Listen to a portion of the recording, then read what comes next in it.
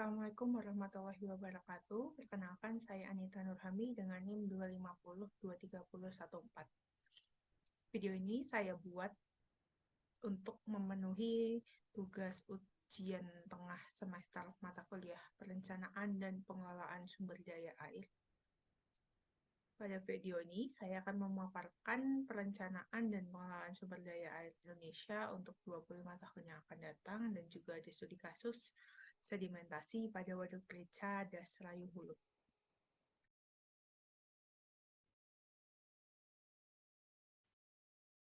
Isi dari video ini terdapat beberapa hal. Yang pertama yaitu mengenai studi kasus sedimentasi Waduk Merica pada Das Rayu Hulu, serta saya akan memberikan solusi teknis dan non-teknis bagi masyarakat serta stakeholder-nya.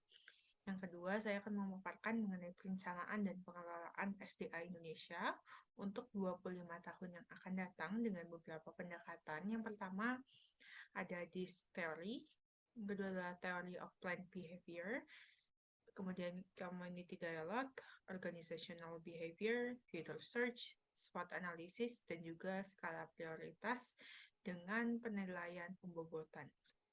Kemudian saya juga akan memberikan beberapa kampanye, kemudian memaparkan karir planning saya, serta yang terakhir adalah doa. Untuk gambaran umum Waduk Merica berlokasi di Kecamatan Bawang dan Kecamatan Wanadadi yang berada di Kabupaten Banjarnegara, Provinsi Jawa Tengah. Waduk Merica berlokasi di Das Serayu Hulu dengan ketinggian sekitar 2130 sampai dengan 3.228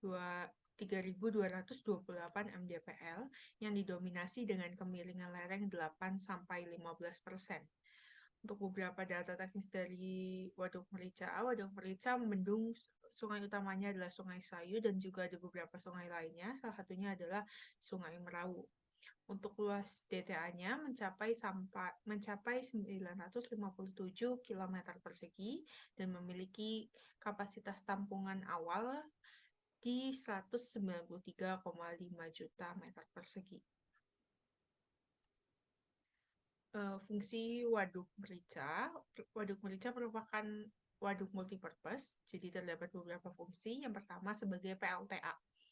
PLTA Merica menghasilkan listrik dengan kisaran 180,93 MW sampai dengan 184,5 MW. PLTA ini menyuplai energi listrik untuk wilayah Pulau Jawa dan Bali yang nantinya akan dikelola oleh Merica Power Generation Unit atau PGU. Yang kedua, Waduk Merica berfungsi sebagai pemasok air irigasi untuk daerah irigasi Banjar Cahyana dengan luas lahan berkisar 5.001 hektar. Yang ketiga adalah usaha perikanan. Waduk Merica digunakan sebagai usaha perikanan tambak bagi masyarakat sekitar. Dan yang keempat adalah sebagai penahan banjir. Untuk Waduk Merica menahan banjir untuk dari Sungai Serayu di daerah hulu yang terletak di hilir waduk, yaitu di Kabupaten Purbalingga, Banyumas, serta Cilacap. Permasalahan di Waduk Merica salah satunya adalah yang menjadi paling utama adalah permasalahan sedimentasi. Terdapat beberapa berita. Yang pertama mengenai berita dari Tribun Jateng mengenai sedimentasi Waduk Merica, Banjarnegara yang sangat parah sampai terlihat seperti hamparan rumput seperti di lapangan bola. Untuk isinya, sedimentasi Waduk Merica yang memang sudah mencapai total 118 juta kubik dengan rata-rata sedimentasinya biasanya di 2,4 juta kubik per tahun. Menurut Dwi Hartono di 2018. Nah, tapi Waduk Panglima Jenderal Sudirman atau Waduk Merica ini sudah seperti lapangan bola atau seperti hamparan rumput hijau. Berita kedua adalah melalui Kompas mengenai lumpur PLTA Merica yang mencemari Sungai Serayu sehingga ribuan ikan mati dan warga kesulitan air bersih. Berita ini dibuat di tahun 2022 setelah dilakukannya flushing untuk di Waduk Merica. Isinya merupakan aliran Sungai Serayu di Kabupaten Banyumas tercemar lumpur yang dilimpaskan oleh PLTA Waduk Merica, Banjarnegara, Jawa Tengah. Akibatnya beberapa hari terakhir ribuan ikan mati dan perusahaan air minum daerah tidak dapat mengelola air baku dari sungai sehingga tidak bisa memasok air bersih untuk 18.000 pelanggan. Yang ketiga adalah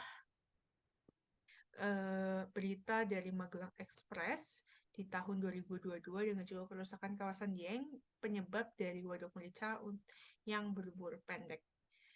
Yang isinya penyebab tingginya sedimentasi dan endapan lumpur di waduk merica sebenarnya disebabkan oleh eksploitasi lahan di daerah tinggi Dieng dan kerusakan daerah aliran Sungai Serayu, menurut General Manager Indonesia Power PGU Merica PS Kuncoro.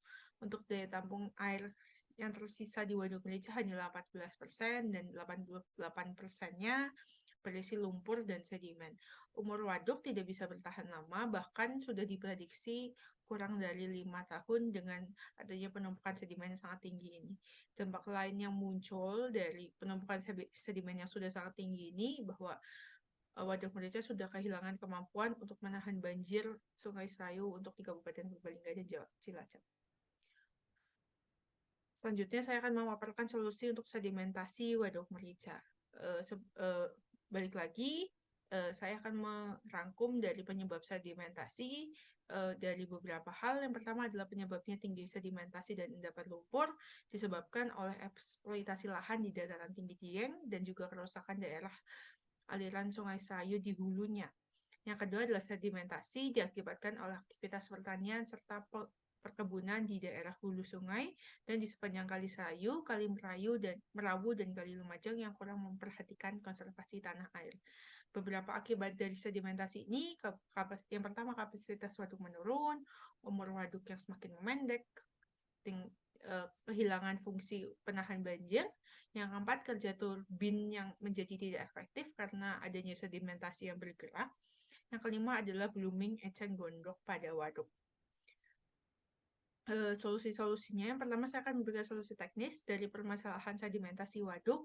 Saya memberikan solusi awal yaitu melakukan pengerukan sedimentasi dengan jangka waktu pendek dengan stakeholdernya adalah PGU Merica dan Dinas SDA Jawa Tengah. Kemudian dari pengerukan sedimentasi dilakukan pemanfaatan hasil pengerukan dengan bekerja sama dengan masyarakat. Kemudian flushing untuk disedimentasi yang di bagian dalam, kemudian melakukan perencanaan atau master plan check dam serta pembangunan check dam di area hulu waduk merica. Untuk solusi yang teknis, permasalahan erosinya, saya memberikan solusi yang pertama adalah penyuluhan kepada masyarakat dan juga stakeholdernya, kemudian melakukan sekolah konservasi kopi, dan yang ketiga adalah penghijauan, dan yang keempat adalah sekolah konservasi ikan untuk permasalahan blooming eceng. Untuk solusi teknis, saya akan menjelaskan lebih lanjut mengenai solusi teknis untuk sedimentasi waduk merica. Yang pertama adalah pengerukan sedimen di waduk merica. Dengan yang sudah kita lihat di berita yang awal dan dapat kita sampulkan bahwa kapasitas sedimentasi yang ada di waduk merica di sekitar 88% hingga membentuk sedimentasi yang bisa dilihat dari atas, sehingga flushing saja tidak bisa menjadi metode yang cukup, sehingga saya menyarankan untuk pengangkutan atau pengerukan sedimen di waduk merica melalui dari atas, yaitu bisa menggunakan pump, kemudian juga menggunakan kapal keruk auger cutter suction dredger atau ECSD, dan yang ketiga adalah nanti dilakukan kerjasama dengan penambang pasir sebagai pemberdayaan masyarakat. Sudah ada penelitian mengenai bagaimana dengan penggunaan kapal keruk ECSD dari Prasetyo di tahun 2014. Dengan penggunaan 2 kapal ini mampu melakukan pengerukan sedimen sebesar 7.008.000 meter persegi. Analisis SWOT-nya peningkatan pendapatan masyarakat dengan adanya kita bekerja sama dan pemberdayaan masyarakat untuk pengerukan, kemudian pengurangan tumpukan sedimentasi yang lebih banyak dibanding hanya dengan melakukan flushing. Yang kelemahannya dari metode ini nanti tentunya ada debu akibat penambangan pasir, kemudian kerusakan jalan akibat lalu lintas truk untuk memindahkan pasir, dan juga pengadaan kapal keruk yang bisa dibilang lumayan cukup tinggi. Yang opportunity-nya adalah pemanfaatan sedimen untuk batu bata dan pupuk NPK karena memiliki kadar nitrat yang tinggi, dan selanjutnya dilakukan antar masyarakat serta kecelakaan akibat jalan rusak. Kemudian solusi yang kedua adalah pemanfaatan dari hasil pengerukan. Sudah ada penelitian mengenai karakter fisik untuk sedimen waduk merica di tahun 2009 bahwa tanahnya merupakan tanah korosif yang termasuk kategori lumpur sedang kasar. Sehingga dengan kategori lumpur sedang kasar ini, sedimennya dapat dimanfaatkan untuk menjadi bata. Dan sudah juga ada penelitian mengenai jumlah pengusaha batu bata, yaitu sebanyak 782 pengusaha dan setengahnya yaitu kisaran 391 pengusaha bata bisa memiliki alat extruder yang nanti dapat memanfaatkan sedimen waduk merica ini. Selain itu, selain dimanfaatkan sebagai bata, sedimen ini juga dapat dimanfaatkan sebagai pengganti pupuk NPK untuk tanaman. Kenapa? Karena sedimen waduk merica mengandung kadar nitrat, fosfor, dan kalium yang cukup tinggi akibat dari erosi yang terjadi di hulu waduk merica karena di daerah hulu merupakan kawasan fungsi lahan pertanian. Kemudian metode selanjutnya adalah flushing atau pembuangan sedimen. Metode ini bisa digunakan untuk di bagian sedimen yang sudah sangat bawah dan sudah nantinya akan melewati drawdown culvert. Flushing ini adalah upaya untuk menanggulangi pengumpulan sedimen di sekitaran power intek saja. Dan kegiatan ini digunakan untuk hal operasi dan maintenance apabila elevasi sedimen sudah di atas ambang. Kemudian pembangunan check dam. Check dam sebagai bangunan pengendali sedimen digunakan untuk menekan atau memperlambat laju sedimen sehingga akan mengurangi akumulasi sedimen yang ada di waduk merica. Untuk studi dan master plan untuk lokasi check dam dilakukan untuk menentukan tingkat erosi, total erosi dari lokasi serta kemiringan lereng sehingga nanti kita bisa melakukan prioritas mana yang paling utama untuk dibangun check dam terlebih dahulu. Kemudian lanjut ke solusi non-teknis untuk sedimentasi waduk merica. Yang pertama adalah Sekolah Konservasi Kopi. Kegiatan ini merupakan kegiatan pelatihan serta pemberdayaan masyarakat yang berfokus di sepanjang Sungai Merawu dengan program pengelolaan tanah dan penanaman tanaman berbatang keras. Untuk tanaman berbatang kerasnya, kami dipilih tanaman kopi karena sudah ada penelitian bahwa tanaman kopi memiliki 90% tanaman perakaran kopi itu terkonsentrasi di lapisan tanah antara 0 sampai 30 cm yang biasanya terkena gerusan. Kemudian nanti ditanami juga tanaman untuk penutup tanah di sekitaran tanaman kopi, yaitu dengan jenis rumput vetiver. Karena rumput vetiver ini mampu berperilaku seperti sifat pohon sehingga dapat memperkuat lapisan tanah permukaan dari 0 sampai 2 meter yang rawan menggelincir merosot. Bisa dilihat bahwa kelebihan tanaman kopi itu mampu menangkap sebagian air hujan sehingga dapat mengurangi runoff, mengurangi terpaan air hujan sehingga butiran air hujan yang jatuh ke tanah tidak memecah agregat tanah. Kemudian akar tanahnya akan meningkatkan infiltrasi, kemudian sistem penanamannya sederhana sehingga memudahkan petani untuk mengelolanya, dan yang terakhir adalah pada lahan lereng 50-60% tanaman kopi mampu menekan laju erosi sampai 81,08% menurut Mahmudi di tahun 2022. Dengan sekolah konservasi yang sudah dilakukan, tetap perlu dilakukan pelatihan dan penyuluhan kepada masyarakatnya. Pelatihan dan penyuluhan ini diperlukan untuk penyesuaian dengan kebutuhan dan keadaan petani kopi, sehingga penyuluhan serta community dialog ini bisa menjadi kunci penting agar program kerja dan langkah selanjutnya bisa tepat sasaran, tepat guna, dan bisa sustainable. Pada sekolah konservasi ini, masyarakat pun didorong untuk dapat berorganisasi dan berkomunitas, sehingga diperlukan juga bisa dilakukan dalam jangka panjang dan bisa dilakukan secara mandiri. Nah, dari sini kita juga bisa memberikan pelatihan mengenai organizational behavior serta discovery agar kemampuan dan standar pendidikan masyarakat juga meningkat. Dan selain memberikan pelatihan kepada petani, dengan berkembangnya kampung konservasi kopi di Banjarnegara dapat menjadi lokasi pembelajaran serta edukasi untuk masyarakat, baik mengenai hal kopi maupun juga metode untuk penanggulangan erosi. Selanjutnya adalah penghijauan. Penghijauan ini merupakan kegiatan dilakukan secara bertahap dan dilakukan secara terus-menerus, sehingga bisa dikatakan kegiatan ini pun terintegrasi dengan Sekolah Konservasi Kopi. Karena penghijauan akan berfokus kepada tanaman berbatang keras, bisa menggunakan kopi arabica, kemudian durian, mahoni, kayu putih, dan lain-lain. Kegiatan ini pun melibatkan serta memberdayakan masyarakat sekitar karena pohon yang ini akan dirawat dan akan dinikmati hasilnya nanti oleh masyarakat sekitar. Untuk lokasinya, untuk penghijauan akan berfokus di daerah hulu Das Waduk Merica. Dengan area lahan terbuka sekitar 66,85 km persegi dengan kemiringan lereng lebih dari 25 derajat sampai 45 derajat yang menyebabkan tingginya laju erosi di hulu. Selanjutnya adalah Sekolah Konservasi Perikanan. Latar belakang saya mengajukan ini karena setelah nanti sedimentasi yang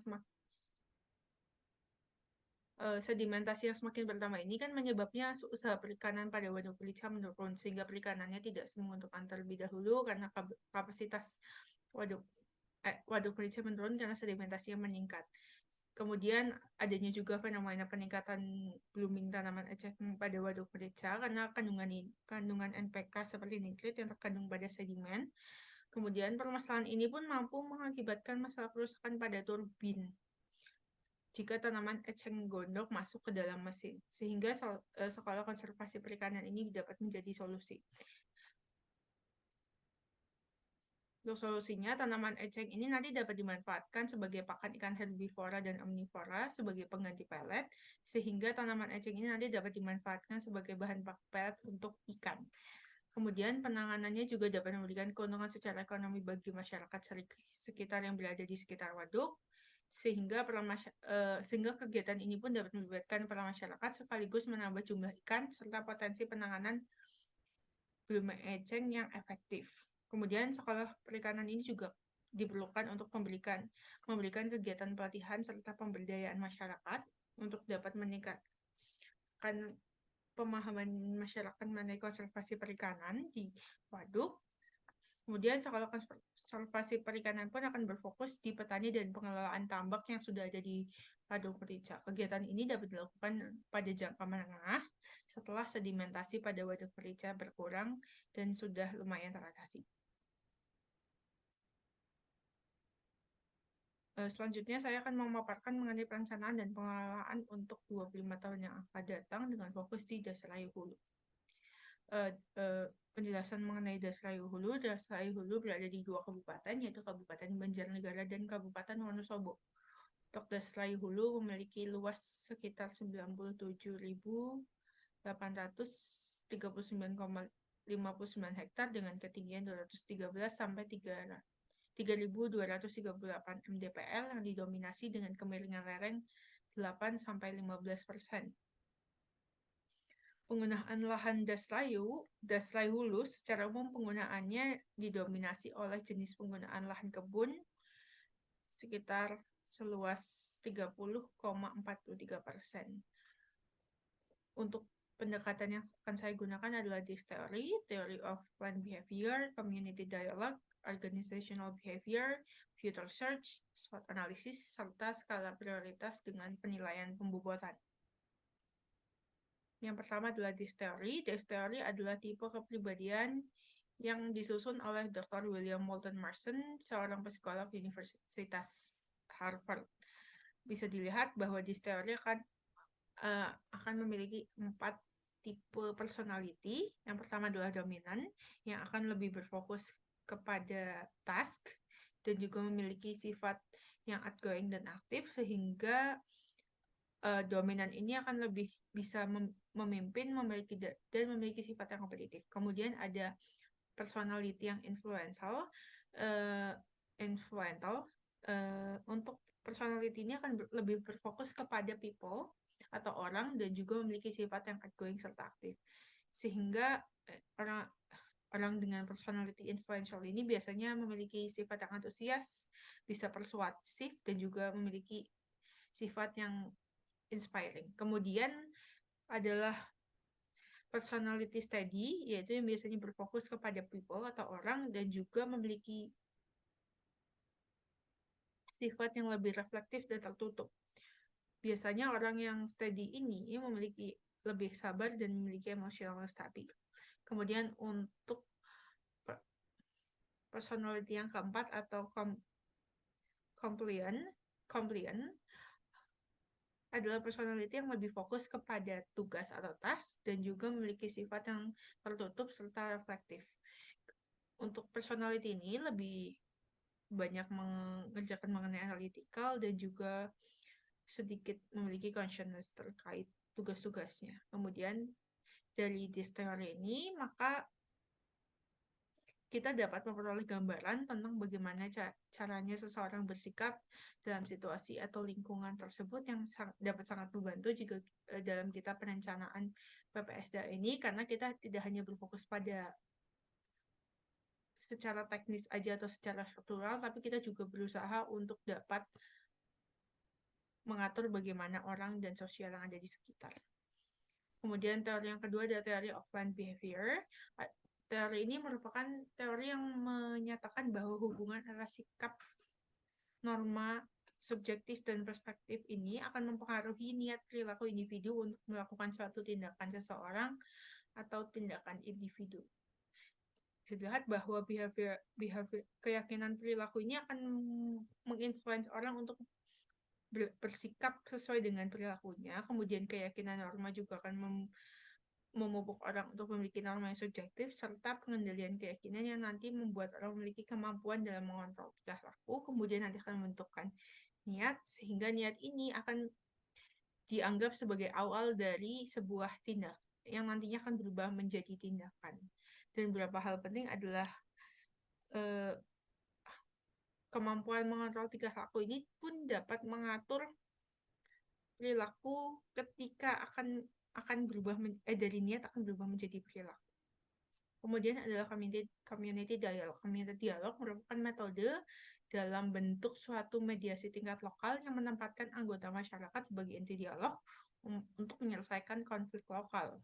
Dengan melibatkan pemangku kepentingan atau masyarakat pengguna atau penerima jasa yang nanti akan kita berikan secara langsung, keterampilan membangun perdamaian yang berakar pada masyarakat lokal dan kekhawatiran yang muncul akan tulus dan sehingga dapat diatasi dengan tepat. Untuk metode ini berupaya untuk membangun bisa dibilang kantong stabilitas, bisa dibilang stabilitas dan ketahanan yang ada di tingkat lokal atau di tingkat masyarakat. Terdapat 4 tahapan pendekatan community dialogue. Yang pertama adalah community selection and training of insider mediator, atau bisa dibilang seleksi komunitas dan pelatihan mediator dalam. Jadi kita akan melatih komunitasnya dan juga memilih komunitasnya, kemudian memberikan pelatihan kepada mediator yang nanti akan turun kepada masyarakat, yang kemudian melakukan community stability statement atau penugasan komunitasnya, bisa dibilang mediatornya. Kemudian dilakukan dialog proses, intervention, and reflection workshop atau proses dialog, kemudian intervensi kepada masyarakat, serta pelatihan refleksi kepada masyarakat. Yang keempat adalah establishment of conflict resolution committee, sehingga dapat pembentukan komite untuk menyelesaikan konflik, sehingga output terakhirnya bisa dibentuk community untuk menyelesaikan konflik, dan nantinya masyarakat pun dapat memiliki awareness sendiri, sehingga dapat memiliki kekhawatiran yang muncul secara tulus dan nanti dapat diatasinya oleh komunitas yang muncul di masyarakat atau berada di tingkat lokal. Kemudian adalah yang keempat, organizational behavior. Organizational behavior adalah studi untuk mengenai perilaku manusia dalam organisasi. Sebuah organisasi dan anggota di dalamnya memiliki hubungan timbal balik di mana kedua pihak akan saling mempengaruhi, maka akan sulit untuk mempelajari hanya salah satu tanpa memperhatikan lainnya. Dari tujuan utama organizational behavior itu adalah untuk menambah kesejahteraan anggota organisasi atau karyawan perusahaan, serta meningkatkan efektivitas organisasi dengan merepresentasikan pendekatan mengenai perilaku kepada manajemen. Untuk organizational behavior akan berorientasi kepada tingkat mikro. Dan ada 3 fokus utama, yaitu perilaku individu, yaitu seperti kepribadian, persepsi, kemudian motivasi. Yang kedua adalah perilaku kelompok, baik norma, peraturan, konflik, kepemimpinan. Yang ketiga adalah aspek organisasi, baik secara struktur, budaya, kebijakan, praktek, dan praktek lain-lainnya. Organizational behavior ini sangat bisa digunakan karena dalam kitab perencanaan ini akan bekerja sama dengan banyak sekali badan-badan, instansi, serta organisasi masyarakat, sehingga kita dapat melakukan studi mengenai perilaku manusia dalam tiap-tiap organisasi untuk dapat melakukan perencanaan nantinya. Kemudian selanjutnya adalah future search. Future search adalah pertemuan atau perencanaan yang berbasis prinsip dan berfokus pada tugas yang dirancang untuk membantu peserta bertindak berdasarkan kapasitas mereka untuk dapat menciptakan bentuk kerjasama yang baru yang berlanjut secara berbulan-bulan atau bertahun-tahun. Metode ini akan membawa orang-orang dari semua lapisan masyarakat ke dalam percakapan yang sama-sama dan mereka memiliki otoritas, sumber daya, keahlian, informasi, serta kebutuhannya. Pada pertemuannya orang-orang kan bercerita mengenai masa lalu, masa kini, serta masa depan yang mereka inginkan, kemudian akan mencari titik temu, dan selanjutnya akan membuat rencana untuk tindakan nyata. Sebagai contoh untuk studi kasus Desrai Hulu, nanti pertemuan dengan metode ini akan digunakan untuk mempertemukan masyarakat pemangku kepentingan, pemerintah, ahli, serta instansi lainnya untuk perencanaan dan bentuk kerjasama untuk masa depan, yaitu untuk 25 tahun. Sebagai contoh, beberapa yang masuk dalam pertemuan ini adalah BBS Rayu Opak, kemudian Indonesia Power, PJU Merica, Pemkab Banjarnegara, Dinas Pertanian, Pangan dan Perikanan, Pemkab Wonosobo, ahli, dan juga organisasi masyarakat yang akan berhubungan dengan perencanaan ini. Untuk studi kasus, nanti untuk pasnya adalah bahwa di masa lalu fokusnya adalah untuk pengoptimalan lahan sebagai pertanian seperti sayur dan padi, kemudian yang hanya berfokus pada fungsi waduk sebagai PLTA. Untuk saat ini sudah ada melakukan terjadinya peningkatan perubahan alih fungsi lahan, kemudian sudah munculnya kesadaran pada tingkat instansi terkait penumpukan sedimen, kemudian juga sudah adanya atau munculnya kesadaran masyarakat di petani mengenai perkebunan tanaman berbatang keras itu dapat dimanfaatkan. Untuk masa depan yang diinginkan adalah penghijauan yang disertai dengan kemajuan peningkatan ekonomi di daerah hulu, peningkatan umur waduk, optimasi fungsi waduk sebagai PLTA, pengembalian fungsi waduk untuk pengendali banjir, pengaktifan kembali fungsi waduk sebagai usaha perikanan atau tambak, serta kebutuhan air yang dapat terpenuhi. Untuk action yang dapat dilakukan, yaitu dari melakukan lagi peningkatan kesadaran masyarakat, konservasi waduk menggunakan teknologi real-time data system, pemanfaatan teknologi dalam pengelolaan air di perkebunan serta pertanian, Zero Delta Q yang di bagian hulu, kemudian pelatihan kepada masyarakat untuk di dalam bidang konservasi das, serta edukasi pada tingkat sekolah untuk pemahaman mengenai konservasi. Selanjutnya adalah SWOT analysis. Terdapat beberapa strength dari Dasrayu, yaitu sudah munculnya kesadaran masyarakat instansi terkait sedimentasi, adanya komitmen yang kuat instansi untuk melakukan pengembangan di bidang perkebunan. Kelemahannya di daerah Dasrayu Hulu adalah organisasi yang masih ada beberapa organisasi yang belum berjalan optimal, minat perkebunan yang tidak terlalu tinggi, kurangnya infrastruktur, kemudian tingkat pendidikan masyarakat yang masih belum merata. Opportunity-nya ada investor di bidang perkebunan, penggunaan teknologi dalam pengelolaan dan operasi waduk, penggunaan teknologi pada irigasi. Threats-nya adalah ancaman kekurangan dana untuk pembangunan dan pengembangan teknologi, alih fungsi lahan menjadi pemukiman, serta ancaman kekeringan. Untuk strategi strength opportunity adalah penyusunan rencana dan master plan anggaran untuk operasi waduk dan penanggulangan sedimen, pola dan rencana pengelolaan SDA menggunakan teknologi, pengaplikasiannya di waduk serta di irigasi. Untuk strategi weakness opportunity adalah pemberian pelatihan terkait teknologi serta kemanfaatannya kepada masyarakat dan pengguna, kemudian edukasi kepada masyarakat terkait tujuan dan penggunaan dalam pengelolaan teknologinya, sehingga masyarakat tidak menganggap bahwa teknologi baru ini akan menjadi sebuah ancaman. Yang selanjutnya adalah menghubungkan antara investor dan petani, sehingga minat perkebunan dapat meningkat serta investor pun akan menemukan perkebunan yang cocok. Kemudian strategi strength threats, yaitu pelibatan masyarakat secara aktif pada kegiatan konservasi dan pengembangannya. Strategi weakness threats adalah regulasi terkait zero delta Q pada daerah pemukiman yang nanti akan dibangun. Kemudian edukasi masyarakat untuk penahan air di rumah.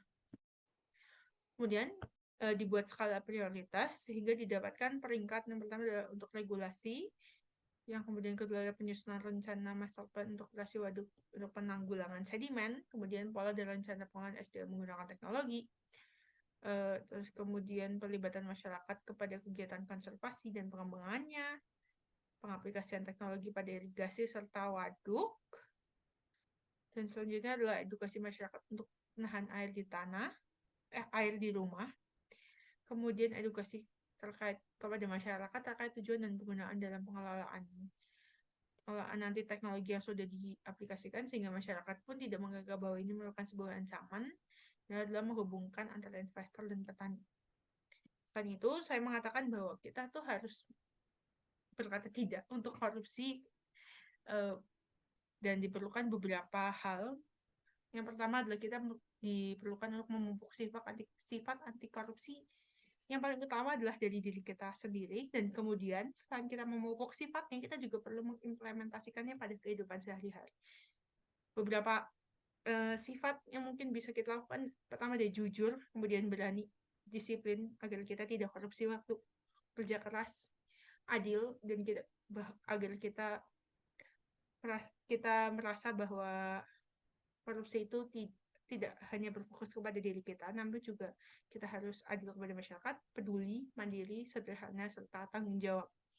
Dengan kita untuk tidak melakukan korupsi, kita dapat bisa dibilang dari pamflet kedua masih banyak hutan atau konservasi yang tidak bisa berhasil karena adanya korupsi, karena banyaknya korupsi yang hanya berfokus kepada dirinya dan tidak mengutamakan kepentingan rakyat atau kepentingan bersama dan hanya berfokus kepada kepentingan pribadi. Kemudian adalah praktek integritas diri saya dalam perencanaan pengelolaan sumber daya air. Sebagai masyarakat, saya akan mengurangi penggunaan sampah sekali pakai, seperti saya lebih menggunakan banyak memakai membawa botol minum sendiri, mengurangi sampah-sampah plastik ketika saya berbelanja di pasar atau berbelanja di supermarket dengan membawa tas belanja sendiri. Kemudian saya berharap memiliki rumah dengan prinsip zero delta Q dan zero delta waste, kemudian mengikuti kegiatan volunteer dalam kegiatan lingkungan, serta pengelolaan sampah organik di rumah. Sebagai mahasiswa, praktek integritas diri saya dalam melakukan riset mengenai permasalahan SDA yang ada di Indonesia, mempelajari teori-teori serta metode-metode di PSDA, serta mempelajari penerapan PPSDA yang sudah dilakukan di luar negeri dan juga di Indonesia. Sebagai engineer, praktik yang bisa saya lakukan dalam menerapkan ilmu yang sudah saya pelajari dari sekarang sampai nanti saya selesai master, kemudian menjadi perencana yang berfokus juga pada konservasi, serta menerapkan zero delta Q pada perencanaan yang akan saya buat. Untuk rencana career planning saya di bidang PSDA, yang pertama untuk di tahun 2023 sampai 2025, saya akan berencana menyelesaikan studi magister saya, kemudian mengambil kelas untuk menjadi asisten, dan saya berencana mempublish minimal 1 jurnal internasional bereputasi dan bekerja di konsultan rencana. Untuk di tahun 2025 sampai 2027, saya bekerja di konsultan rencana, aktif dalam publish jurnal internasional bereputasi, serta mengambil SKK Madya. Untuk di tahun 2028 dan selanjutnya, rencana saya adalah untuk mengambil kuliah insinyur serta menjadi konsultan rencana. Untuk doa kepada suksesnya PSDA, terdapat 2 surat dan 1 hadis. Yang pertama adalah surat dari Al-Kahfi ayat 10, Rabbana atina min ladunka rahmatan wa hayyi lana min amrina rasyadan. Yang artinya, wahai Tuhan kami, berikan rahmat kepada kami dari sisimu dan sempurnakanlah bagi kami petunjuk yang lurus dalam urusan kami ini.